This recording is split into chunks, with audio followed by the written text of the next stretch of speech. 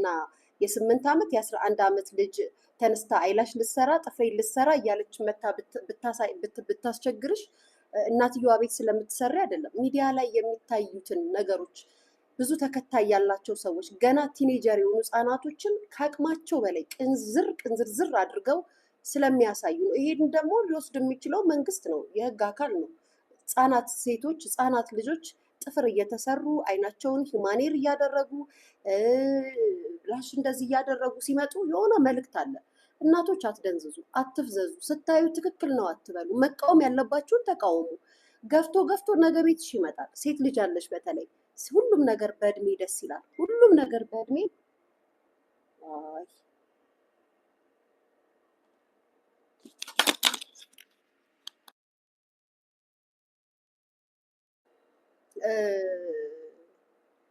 ጋይስ አንድ አክስት አለችኝ እና በቃ ዝም ብላ ናፈቅሽኝ ደውዪልኝ ትለኛለች።